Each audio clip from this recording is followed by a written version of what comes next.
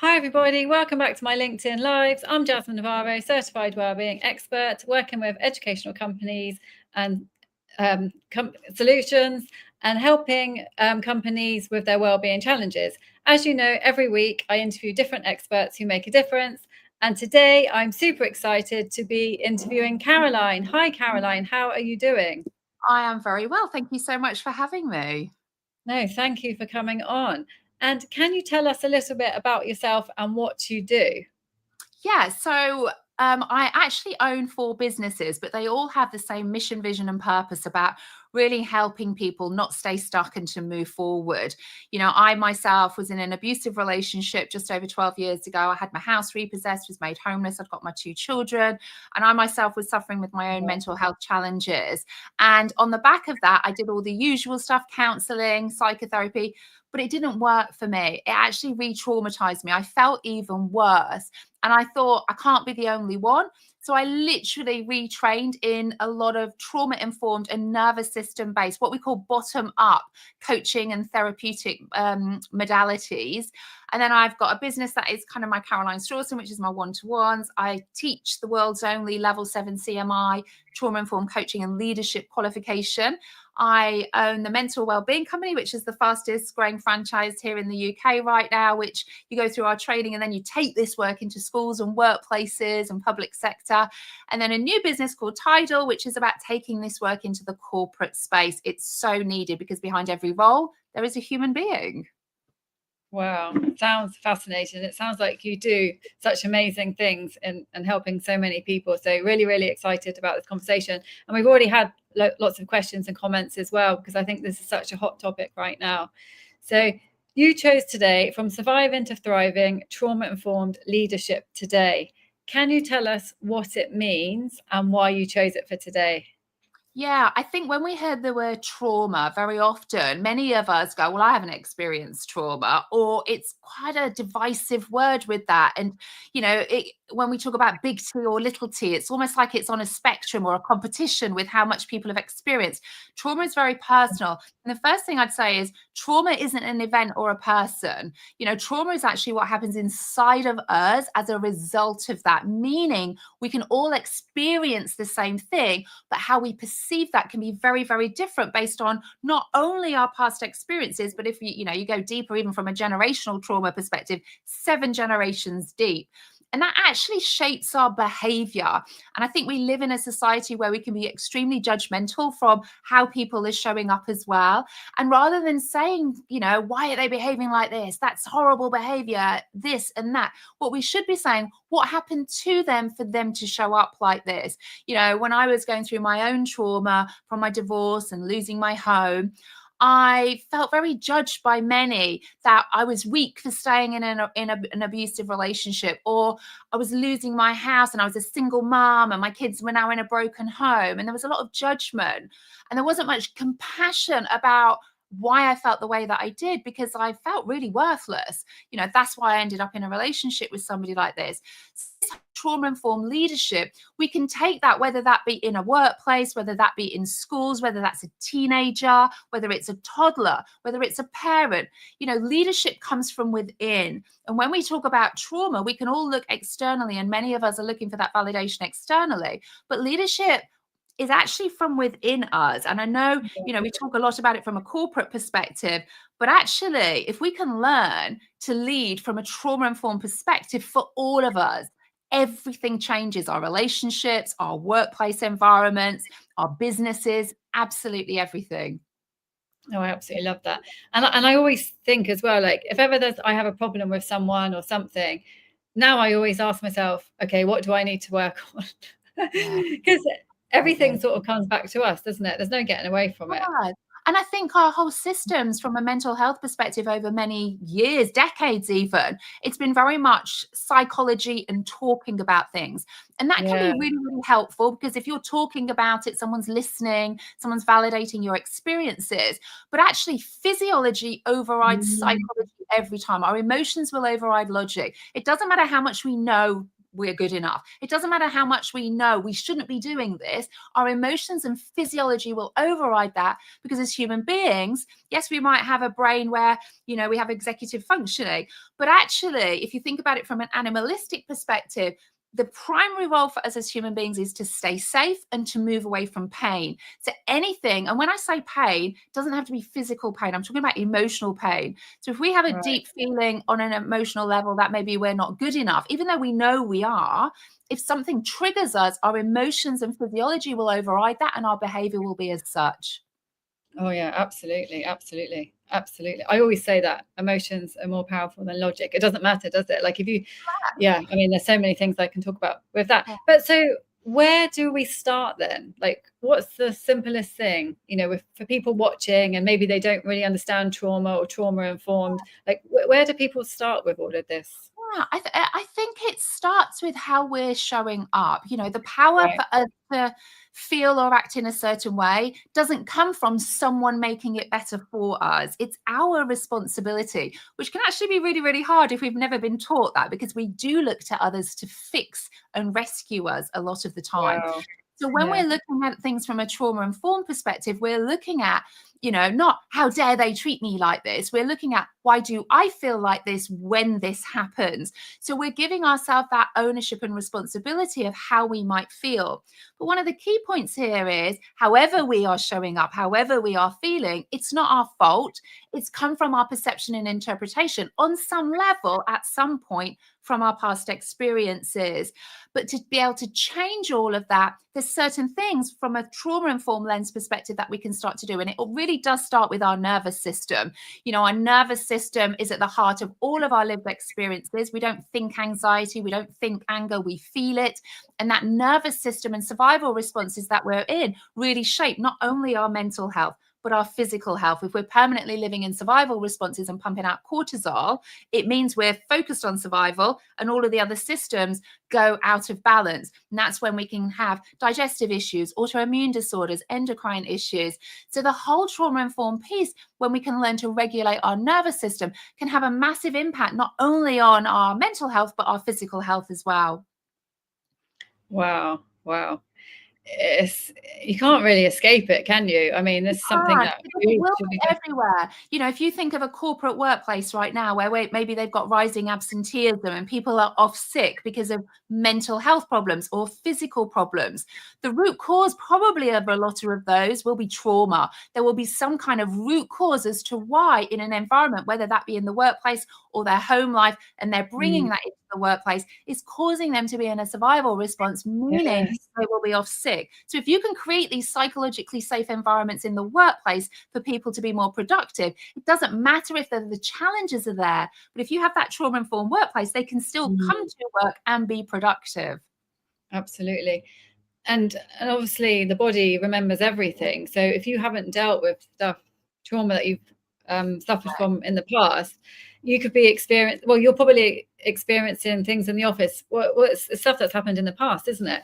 You think Correct. it's the present, but actually it's got nothing to do with the Absolutely. present. It's stuff that your body's still Because carrying for all these years. you could have, you know, a team leader that is really, really excitable, for instance, which is part of our sympathetic fight flight response. They've got a lot of energy, but that could remind someone in the workplace of a father who told them off when they were 3 years old, meaning they'll go into a freeze response. So they look like they're functioning, but they're in a different part of their brain and they're not performing at a high level in the workplace. So if you're Wow. aware of these physiological cues of, you know, and a lot of the stuff I teach is, how do you recognize if someone's in a freeze response? How do you recognize if someone's in a fight flight response? Wow. You know, whether that be as an individual or in the workplace, how do we shift that to get people to be more productive and at a high performing level in that workplace? Because if we don't do that, we could have people in the workplace or in schools, children as well, when they're at school, we don't know how to recognize these physiological cues. And that doesn't mean being a therapist. It just means there are simple tools and hacks you can do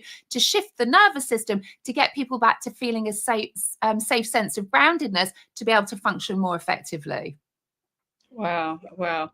It's amazing that not everybody's doing this in their companies, isn't it? But I think a lot of the time, why do you think that is? Is it because it's not always a quick sort of fix, a quick Yeah, solution? You don't always see the impact? I think sometimes we're still stuck in the dark ages a little bit with things, Yeah. even from, you think about workplaces, for instance. And, my belief is sort of trauma-informed practice is really like a next generation of mental health and well-being support. We really need to we live in a society where we look at symptoms a lot, and that can be helpful in any given moment. But what's the root cause of why they're there in the first place? So whenever I do any of my trainings, for instance, in a corporate setting, and I'm talking to leaders, for instance, and we're looking at even something simple like getting feedback from a team, we can all create a nice document or a nice form for our team and say, great, we're doing good things because we're getting feedback from our team. But it has to go deeper than that with a trauma-informed perspective. That would be, as a leader, what environment am I creating? Am I creating an environment that when I send that out, do my team feel safe enough to be able to tell the truth about any feedback? And if they do, how am I going to receive that? Because at the end of the day, leaders are still human beings, managers are human beings, the team are human beings. We're all human beings at the end of the day. And how we receive that information, again, that trauma-informed piece, is shaped by our past experiences. Someone could have really wonderful intentions in what they're saying, but it could trigger somebody to feel a certain way. And it's not that other person's fault. But if you're able to watch for those physiological cues and how you frame it with your language, your physiology, it can really help to create a much more safe and functional environment. Wow. Oh, yeah, absolutely. I've got a question here from Stephanie from Instagram. Hi, Stephanie. How are you doing? She says, what are the common mistakes leaders make when trying to implement trauma-informed practices? Yeah, I think not getting the correct training. There's a difference between experiencing trauma and being trauma informed. There's a difference between just trying to be nice in a given moment and supportive than being trauma informed. Being trauma informed really allows you to really understand a given situation from yourself to the person you are speaking to, and how you can create a more conducive environment for whatever needs to be said or whatever needs to happen in that scenario. So like education. It really is. I think, when we go on trainings, for instance, in the corporate sector, we can all go and have a good PowerPoint training. We can all go and have a good discussion, and we can learn something. And I call it, when I teach this, I actually call it embodied education. It's about learning it, embodying it yourself, and then being able to implement that in an environment to create actually shifts and changes. Not just, I know this, okay, I'm just going to say it. It's having a sense of awareness and really creating systemic change within workplaces. And live it. Like be them. It is. Because as a leader and as a manager, if we're not taking that on ourselves, it doesn't matter. Communication is 7% of what we say. Okay. So if I'm saying things for instance, if I was, in a freeze response, the physiological cues a lot you'd be looking for is someone would be looking down, their shoulders might be hunched, their voice would go lower, they'd look down. Someone who's in a fight-flight response might be a bit more shouty and leaning forward and saying all of these things. But how do we work with that? How do we work with that as a leader? How do we work with that within teams? And this is the key thing. It's not just the learning, it's the implementing and the how of what you can do within those environments as well. Amazing. Hi, Firaz. Firaz says, interesting subject today. Thank you so much. And Bertha, hi, Bertha. She says, please, can you reiterate the trauma-informed? Yeah, so being trauma-informed is the understanding that every single one of us have experienced some kind of trauma. Because remember, trauma is not an event or a person. That's a traumatic experience, potentially. Trauma is what happens inside of us as a result of what's happened outside of us, okay? So being trauma-informed is the understanding that the person in front of me, the person I see when I look in the mirror, has experienced some kind of trauma, which will affect my behaviors with how I show up. So there's things that I can do to ground myself in the moment. It doesn't mean that I don't have struggles, and it doesn't mean that I've not had past experiences, but I'm able in that moment to come from a place of self-leadership, where I can come from a place of clarity and confidence and compassion.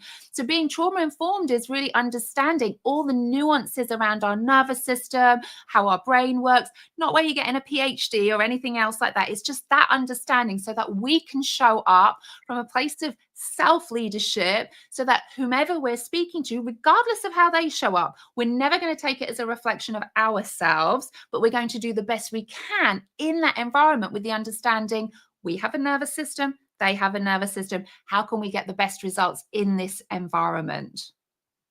Amazing, amazing. And what, because I know you said your company delivers workshops and things like that. What would you say are like the biggest challenges companies are facing with this? Yeah, I mean, there's a number of them. That sickness Probably, rates are going, sickness rates are going through the roof and costing companies a huge amount of money. And again, that might be because the workplace may not feel safe to the employee, not because it isn't. Remember, it's about the feeling. Yes, And yes, yeah. if that employee has the perception that that workplace isn't safe, they will go into a survival response if they're pumping out cortisol and then they're off sick because they've got an IBS flare up or something. Okay. Wow.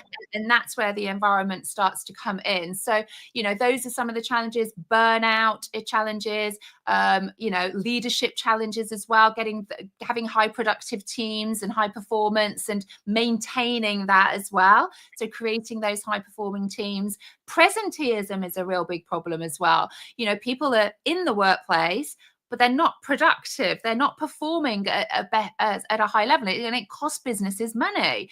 And that very often is because we call this functional freeze. So people are in the workplace and they're living in a survival response, but they're in what we call functional freeze. So they look like they're functioning on some level, but they're not functioning to a high level because they're literally just surviving. They're in a really deep shutdown freeze response within their body. Wow. I mean, it's so true, isn't it? Because when you're holding on to so many emotions, I mean, they do really block you. I mean, they take up so much of your space, probably because you're thinking about them as well. I mean, it's just such a block, such a block. It's It is a unbelievable. block.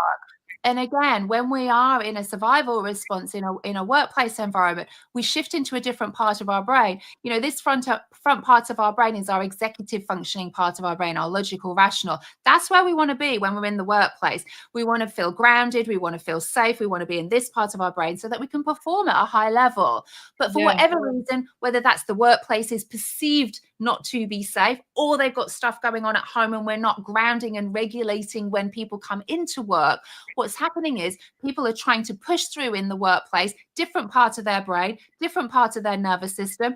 And it means then, deadlines aren't met, or they're then off sick, or even long-term sick in that scenario. And it goes into feeding into the NHS, and that, chronic illness is what 80-90% of chronic illnesses are really because people are living in these survival responses, because people aren't trauma informed. They don't know how we operate as human beings. And again, that doesn't mean we need to go into this sort of PhD level, but I've had a pound for every single time whenever I've done any of my workshops or trainings, and they're like, why is this not taught in schools? It would just lift so much shame and help us understand how we operate as human beings.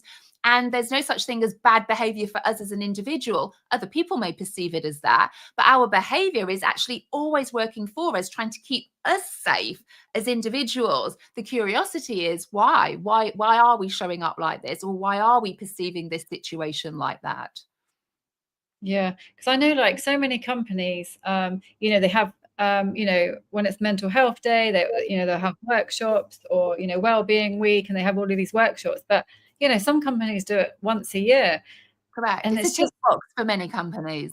Exactly. How do you think we can change that? Well, I guess I know it's education and awareness again, but it is education and awareness. And I think it's really getting companies and businesses to recognize this isn't just a nice to have as a tick box. If you're actually talking about it as the bottom line and profitability, if you have 100 employees and let's say 80% of those are in a survival response, even if they're in the workplace, you are not getting the value for money of how you are paying your employees, meaning that will affect your profitability. So I think, at the end of the day, for many companies, it is about the bottom line. It is about money. And they look at mental health or being trauma informed as just a nice to have as a human centered leadership.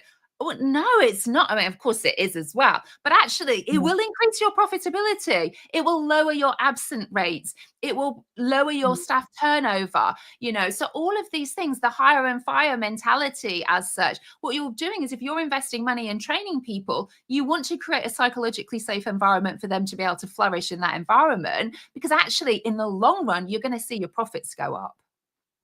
Absolutely, absolutely. And sometimes as well, you really don't know the value until you've obviously experienced it yourself. Like for me, I remember when I started processing all of these emotions that I'd held on to for like 20 years, holding on to this grief. And I didn't realize I wasn't holding on to it anymore until I wasn't holding on to it anymore, if you know what I mean. I was like, I could feel this space in my body. And I was just like, I held on to it for so long that I didn't even know it was there, sort of thing. You just get used to feeling, I don't know, unhappy or stressed. It's your version of normal. And actually, Yes, your exactly. version of normal, pumping out cortisol, becomes almost like an addiction. So actually, if you do create a sense of calm, someone else's nervous system might think calm is dangerous because they're used to being vigilant all of the time. So they will create struggle, they will create drama to get the cortisol back in the body as well. I'm sure we've had people in a workplace maybe that you think, oh, they're just causing drama and mayhem all the time. My immediate, from a trauma-informed perspective, is the likelihood is they're addicted to cortisol. They need the cortisol. It's a physiological drug and a hormone in their body that they are addicted to. So they will create that because that actually is their version of safe, because it means I'm ready for whatever may happen. And the same with even anxiety. Anxiety is a label we're giving to someone in a fight-flight response in their body.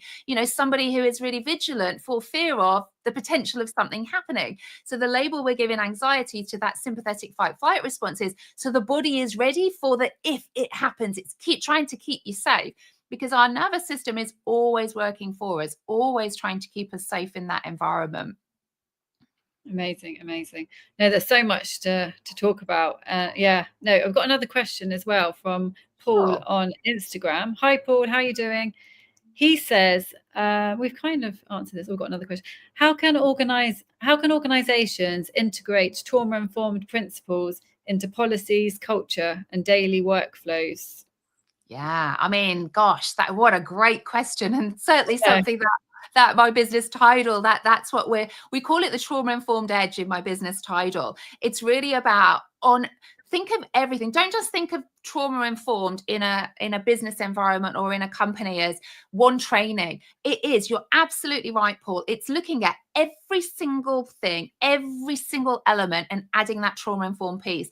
I had a lady who I trained a while ago in some of this work as well, and she works in an environment where she implemented this.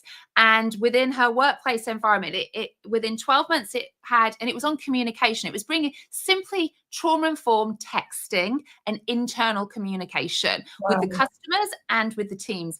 In the 12 months, they had a cost saving of over £1 million, and productivity and performance increased by 40% because people felt safer. They felt heard.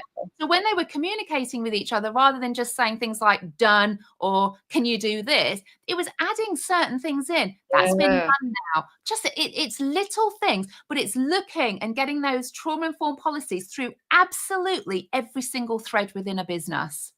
Wow. Oh, absolutely.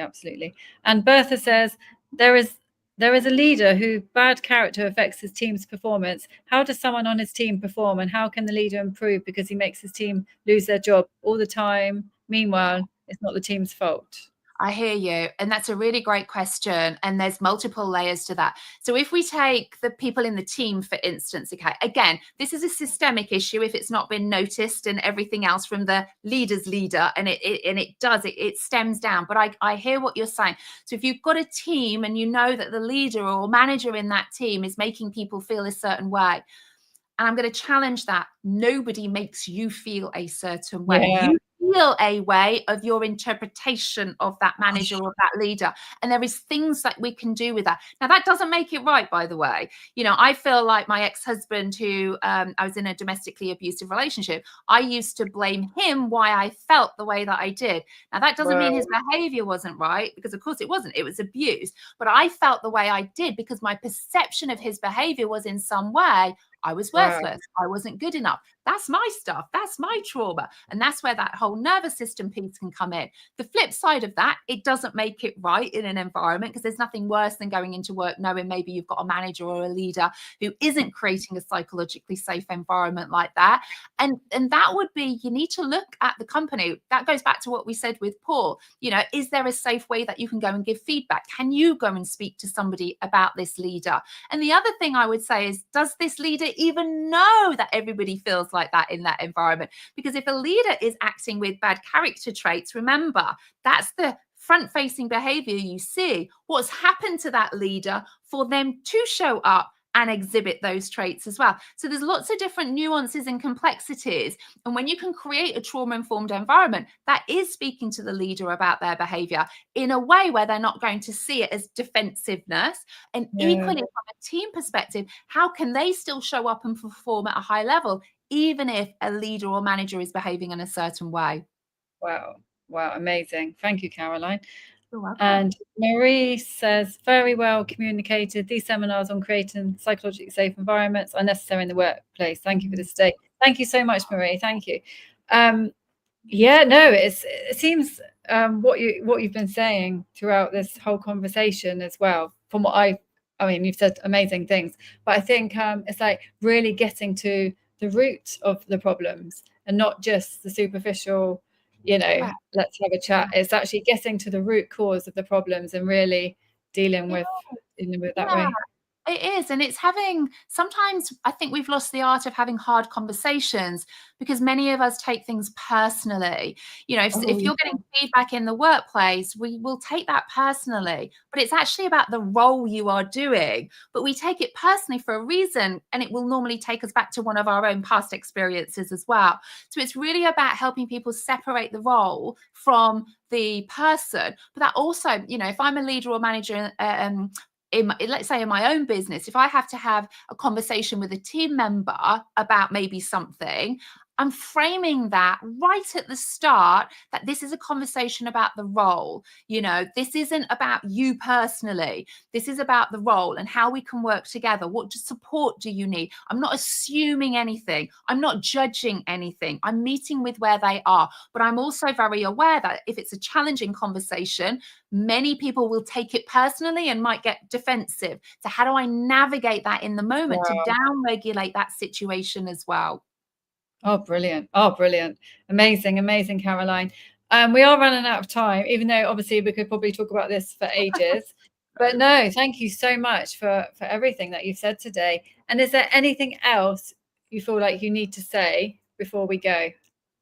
I think a couple of things just very quickly. Yeah, However you are feeling or showing up right now, because sometimes we can feel shame about how we are showing up. However you are showing up or whatever you are feeling right now, know that is because that is your nervous system trying to keep you safe. My question to you, an invitation, is get curious about that. Why do I behave and show up or feel like this in this situation? Because we do live in a society where we look too much externally for others to create or for others to make us feel better. It has to start with you. Why do I feel like this in this situation? And when we start with that awareness, that's when everything can start to change. Because otherwise we're putting our own happiness in other people's hands who have probably been through a lot of stuff themselves. Put it in your own hands. That's the safest place it can be. I love that. No, thank you so much, Caroline. And how can people find you? Yeah, so you can come and find me over on LinkedIn. That's kind of my more businessy side of things that I do in the workplace and the corporate side of things. Come and follow me on Instagram. That's where I talk a lot about domestic abuse, narcissism, coercive control, having experienced that myself. So whichever hat you kind of want to come and see me with, but just reach out or drop me an email at hello@carolinestrawson.com, because I know when we talk about trauma and mental health, it can sometimes bring a lot of stuff up as well. And we're always there to help and support on any level. Amazing. And if you can put all of your links on the post, that would be great. And then people and your email, and maybe people can contact you directly. But no, thank you so much, Caroline. It's been amazing talking to you. And, even when we know things, it's just so good to hear things again, isn't it? Because I don't know about you, but I need to hear things on a daily basis. Absolutely. Life happens, but life happens, doesn't it? All the time. And we can all have the bestest of intentions, but we are still human beings. Exactly. But thank you so much, Caroline. It's been an absolute pleasure. Really enjoyed our conversation. And thank you, everybody, for watching. If you have any questions or comments for Caroline, please message her directly. And I will see everybody next week. Thank you.